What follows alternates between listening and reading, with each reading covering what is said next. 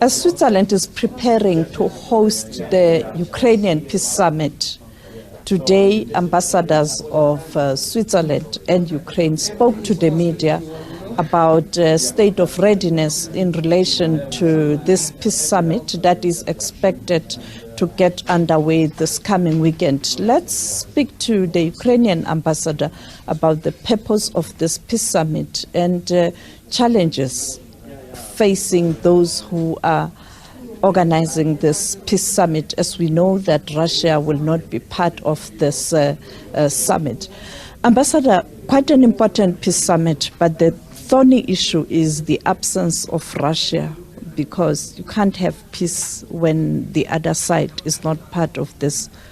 What's the rationale behind leaving out Russia? Absolutely agree with you. There cannot be peace if one side of the conflict doesn't want peace. And then you and your people who are suffering have to think how we can bring this peace into the country. That is so crucial for the global stability and the sustainable development. So this is the attempt.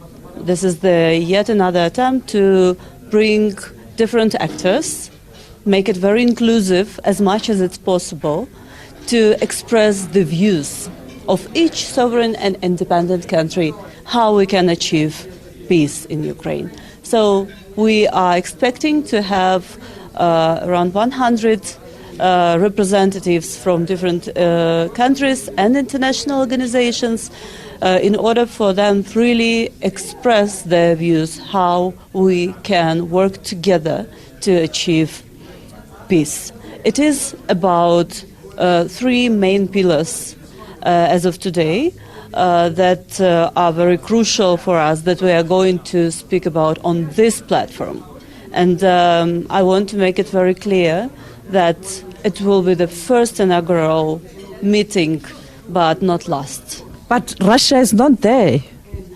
Obviously, Russia will need to be there, and it will need to follow the rules that exist in international community.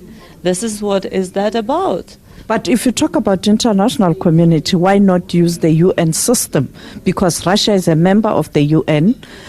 Russia is a member of the Security Council, a permanent member for that matter.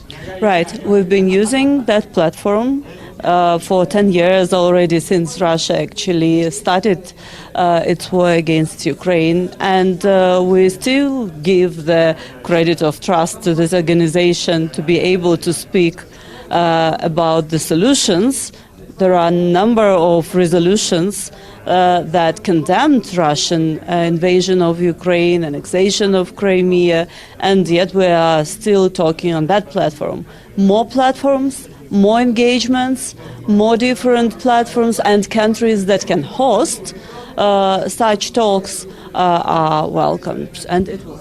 Looking at South Africa, you've invited South Africa. South Africa is going through its own challenges right now, and clearly to send a delegation there, that's a key, low-key delegation, the technocrats. It's not even at political level. I would not underestimate the level of South African delegation. We are very much appreciating participation of South Africa at every single discussion of peace formula of Zelensky on the level of national security advisors. We see the commitment towards the territorial integrity and sovereignty of Ukraine, and in the circumstances that are given today to us, the level of delegation is appropriate, and we are looking forward for the participation and further dialogue. And who knows, maybe one of further and future engagements would be in that South Africa that is hosting actually such a summit.